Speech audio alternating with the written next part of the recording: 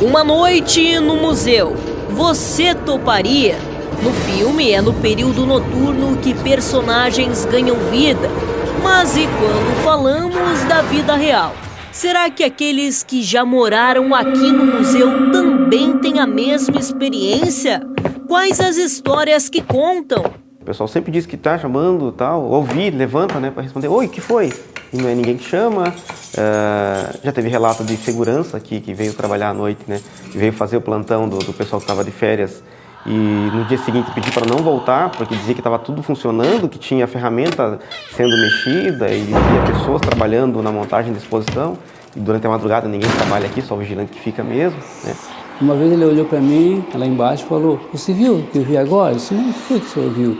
Eu vi um padre flutuando assim, sabe? Né? Tava andando o padre assim, flutuando, né?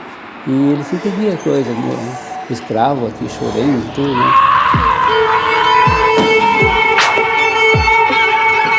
Ok, Wesley, a gente está num prédio histórico, um prédio bem antigo aqui no Paranaguá. Como que a construção dele pode ter relação com o que se ouve falar aqui do prédio de noite? Essa construção, né, o prédio em si, ele tem várias histórias, algumas lendas, né? Sempre lembrar, são 300 anos de história aqui, né, dentro do prédio, a construção com mão de obra escrava. Existem algumas histórias, né, alguns relatos da construção de que os escravos, enquanto eles construíam, eles eram extremamente maltratados, né? Em algumas situações, eles poderiam virar parte da construção, né? Se houvesse um acidente, por exemplo, se um escravo morresse no meio da construção, ele simplesmente era colocado no meio, virava como se fosse uma pedra no meio da construção e tal. Hoje é um prédio bonito, claro, você vê todo reformado e tal, mas a construção dele é cercada de histórias meio pesadas, né, e com algum sangue também derramado para que o prédio fosse construído, né? Então acho que isso também ajuda um pouquinho nessa questão das lendas e tal. E tem algumas historiazinhas aqui para a gente contar também sobre o que acontece ou o que já aconteceu aqui dentro do prédio.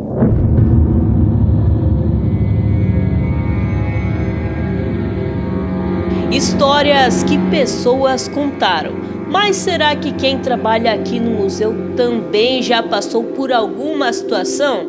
É isso que a gente vai descobrir agora.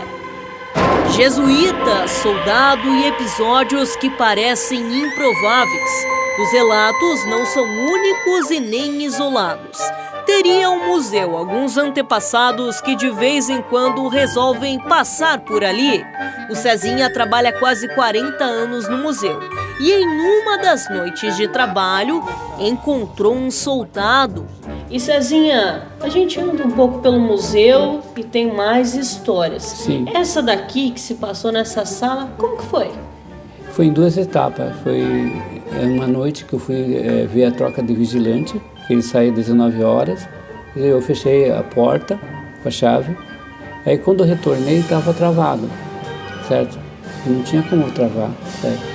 E aí eu pedi para o vigilante, o horário místico, né, 6, meia-noite, 6 da manhã, para ele ver. Ele tentou de toda maneira, não abriu. Meu colega veio outro dia, entrou por outra porta e abriu, estava travado.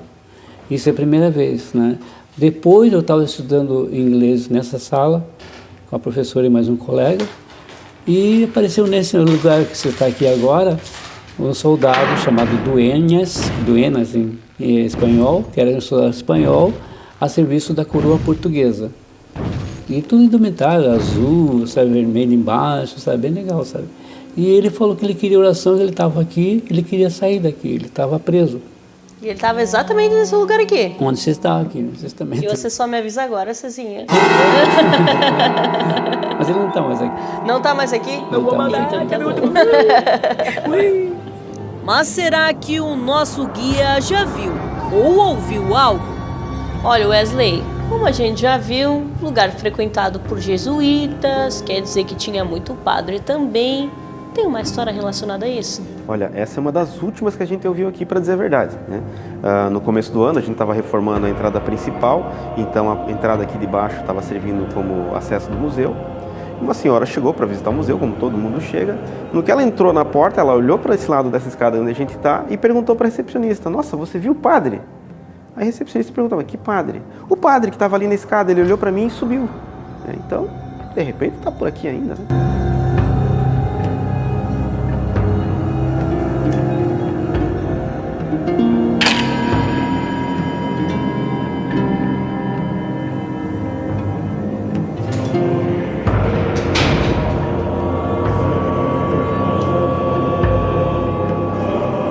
E bastou estas palavras para o medo aparecer por aqui, mas a gente não podia abandonar a missão. E por isso fomos conversar com uma outra pessoa que conhece o museu de trás para frente e sabe de uma coisa: precisa ser corajoso. Afinal, é o Igor quem faz a ronda noturna.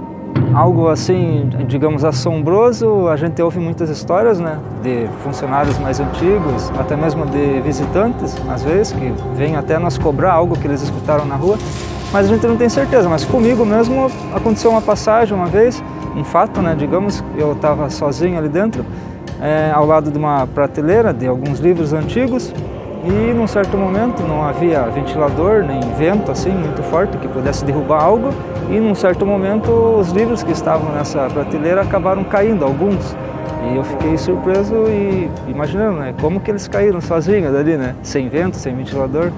Isso foi um fato assim meio estranho que aconteceu comigo, um dos fatos assim. E assim, ó, Igor, deu um medinho na hora, como que foi?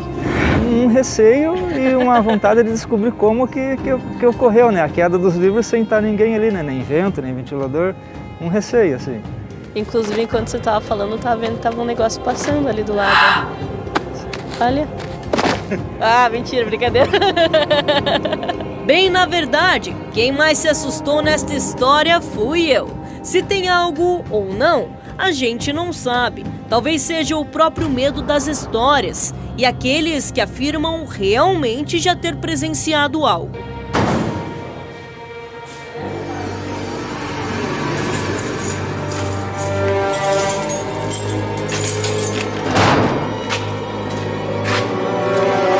E você já presenciou algo?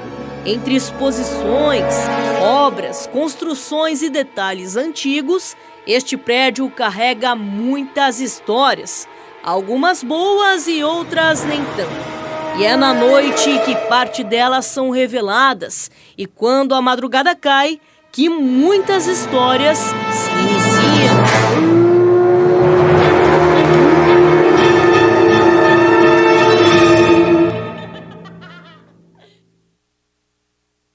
Esse final da Ana Zampieri foi fenomenal, hein? Gente, deixa eu falar. Graças a Deus que essa matéria caiu pra Aninha fazer, viu? Que não veio pra mim, pra eu fazer. Vira e mexe, a gente sai fazer matérias por aí também, né? Eu acho que eu não ia curtir muito não, viu? Eu prefiro ir ao museu durante o dia mesmo ali, com muita luz, né? Com bastante gente próxima ali. Esse lance de entrar no museu aqui da Federal à noite, com todas essas histórias aí, ó, não é pra mim não, viu?